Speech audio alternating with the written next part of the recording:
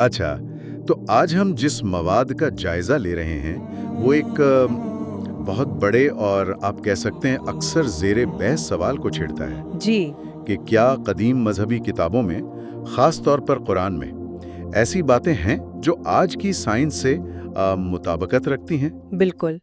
और ये जो ज़राए हमारे पास हैं, वो इसी नुक्ते पर काफ़ी ज़ोर देते हैं, कई मिसालें भी पेश करते हैं। सही। बुनियादी तौर पर तो ये मवाद कुछ कुरानी आयात और साइंसी नज़रियात, जैसे बिग बैंग हो गया, डीएनए की साख्त है, या फिर वो जनीन की नशोनुमा के मराहिल, जी जी। उनके दरमियान जो मुबैना ताल्लुक है ना, उस पर बात करता है। और दिलचस्प बात यह है कि इसमें कुछ मगरिबी स्कॉलर्स जैसे डॉक्टर मॉरिस बुकाई, उनके तबसरे भी शामिल हैं। अच्छा, डॉक्टर बुकाई का जिक्र है। जी, जो इन चीज़ों पर मतलब हैरत का इजहार करते नजर आते हैं। तो आइए पहली मिसाल से ही शुरू करते हैं, कायनात की तख्लीक वाला मामला। मवाद में सूरे अनबिया की आयत 30 का हवाला है। क्या काफरों ने नहीं देखा कि आसमान और जमीन बाहम मिले जुले थे, फिर हमने उन्हें जुदा किया? जी, तो माखिज ये कह रहा है कि ये बिग बैंग थ्योरी से काफी मिलती जुलती बात है। हाँ, उनकी तशरीह यही है। वो कहते हैं कि ये जो मिले जुले होना है ना, ये कायनात के आगाज में जो कॉस्मिक सिंगुलैरिटी का तस्वुर है। ओ, वो एक नुक्ता वाला? बिल्कुल, वो इंतहाई छोटा और कसीफ नुक्ता जहाँ से सब कुछ शुरू हुआ, जी। ये उसकी तरफ इशारा है। और फिर वो जो जुदा किया जाना है, वो कायनात का इस नुक्ते से फैलना, यानी एक्सपेंशन। अच्छा। और मवाद में डॉक्टर बुकाई का यही हैरानी वाला नुक्ता है कि 7वीं सदी के अरब में ये ख्याल कैसे आ सकता था। वो इसे मतलब इल्हामी होने की दलील समझते हैं। ये तो वाकई बड़ा क्लेम है।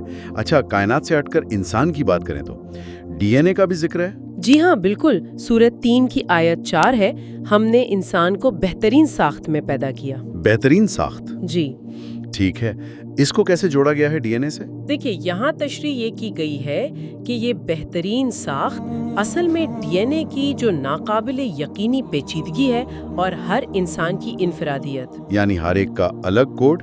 बिल्कुल, हर फर्द का अपना मुनफरिद जीनियाती कोड, जिसमें उसकी सारी हयातियाती मालूमात हैं। और यहाँ डॉक्टर जो ली सिम्पसन है, जो माहिर जीनियात हैं, उनका रद्द अमल भी दिया गया है। अच्छा, वो क्या कहते हैं? वो भी यही कि मतलब 7वीं सदी में इतनी तफसीली बायोलॉजिकल मालूमात, ये अक्ली तौर पर मुमकिन नहीं लगता। वो भी इसे किसी माफूकुल फतरत जरिए से ही मंसूब करते हैं, माखस के मुताबिक। ये भी एक अहम नुक्ता है। अच्छा, फिर वो जनीन की नशोनुमा वाला मामला, वो भी है? जी, वो भी है। सूरा अल मोमिनून की आयत 12 से 14, उनमें वो पूरा अमल बयान हुआ है कि कैसे रहमे मादर में बच्चा बनता है। नुत्फा, फिर अलका, फिर मुज़गा। हाँ हाँ, वो मराहिल। जी, फिर हड्डियों का बनना, उन पर गोश्त चढ़ना। मवाद का जोर इस बात पर है कि ये जो तरतीब और तफसील है ना, ये आज की जो एम्ब्रियोलॉजी है, उसकी दरियाफ्तों से हैरान कुन हद तक मिलती है। अच्छा, कोई मिसाल? जैसे आपने कहा अलकाम, मुज़गा। जी, जैसे अलका, इसका लफ्जी मतलब होता है जमा हुआ खून या फिर जोंक जैसी चीज। चिपक जाए। जोंक? हाँ। तो माखज इसे उस इब्तदाई मरहले से जोड़ता है जब एम्ब्रियो रहम की दीवार से चिपक जाता है और वहीं से जोंक की तरह खुराक लेता है। ओह, अच्छा। और मुज़गा का मतलब है चबाया हुआ लोथड़ा, वो शक्ल जो एम्ब्रियो की होती है जब उस पर वो उभार, सोमेटाइट्स बनना शुरू होते हैं। तो इस पर भी किसी साइंसदान का रद्द अमल शामिल है? जी हाँ, डॉक्टर कीथ मोर का जिक्र है। वो एम्ब्रियोलॉजी के काफी जाने माने प्रोफेसर हैं। जी। तो मवाद कहता है कि वो इन तफसीलात और इनकी तरतीब से बहुत मुतासिर हुए थे और उन्होंने भी यही माना कि 7वीं सदी में ये इल्म होना नामुमकिन सा लगता है जब तक कि ये इलाही ना हो। और उन्होंने अपनी किताबों में भी शामिल किया इसे? जी, माखज के मुताबिक उन्होंने अपनी दरसी किताबों में इन कुरानी हवालों को जगह दी। ठीक है, इनफिरादी आयात के अलावा क्या किसी साइंसदान के ज़ाती तजर्बे का भी जिक्र मिलता है? मतलब कोई ऐसा जिसने खुद कुछ पढ़ा हो? और हाँ, एक मिसाल दी गई है। जापानी समंदरी साइंस के माहिर थे प्रोफेसर टागाता टागासुन। तागाता टगासुन। ठीक। जी। मवाद बताता है कि उन्होंने सूरह रहमान की आयात पढ़ी 19 और 20, जिनमें जिक्र है कि अल्लाह ने 2 समंदर बहा दिए जो आपस में मिलते हैं, मगर उनके दरमियान एक पर्दा कायल है जिससे वो तजावुज नहीं करते। अच्छा। ये वो मीठे और खारे पानी वाली बात। बिल्कुल वही जो आज साइंस ने दरियाफ्त किया है कि जहां दरिया समंदर में गिरते हैं या 2 मुख्तलिफ किस्म के समंदर मिलते हैं तो पानी की कसाफत और दूसरी खसूसियात की वजह से एक वाज़ेह रुकावट सी होती है। एक जोन बन जाता है। जी, सेपरेशन जोन। वो फौरन घुल-मिल नहीं जाते।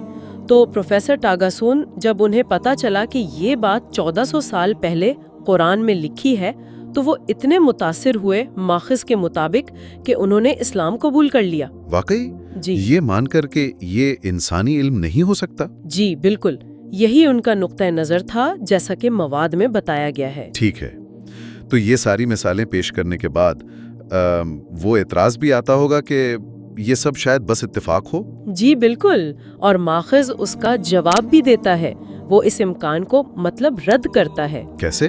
वो कुरान की ही एक और आयत का हवाला देता है, सूरह निसा आयत 82। क्या ये लोग कुरान पर गौर नहीं करते?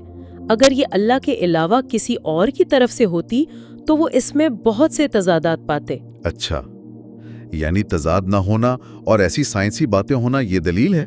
जी, दलील ये दी जाती है कि एक तो अंदरूनी तजादात नहीं है और दूसरा मुख्तलिफ साइंसी शोबों से मुतालिक इतनी बज़ाहिर दुरुस्त मालूमात का पाया जाना ये महज इत्तेफाक नहीं हो सकता। ये इसके इल्हामी होने का सबूत है। तो खुलासा फिर यही बनता है कि ये जो मवाद हम देख रहे हैं ये कुरान की कई आयात को जदीद साइंसी तसव्वुरात से जोड़ रहा है। बिग बैंग, डीएनए, जनीन की नशोनुमा, समुद्रों के कानून। बिल्कुल, और साथ में कुछ साइंसदानों के काफ़ी मुतासिर कुन रद्द अमल भी पेश कर रहा है। सही। और बुनियादी मौक़िफ़ या बुनियादी दलील यही है कि ये जो मुताबिकतें हैं ये इतनी ज़्यादा और इतनी मखसूस हैं कि उन्हें इत्तिफ़ाक़ कहना मुश्किल है।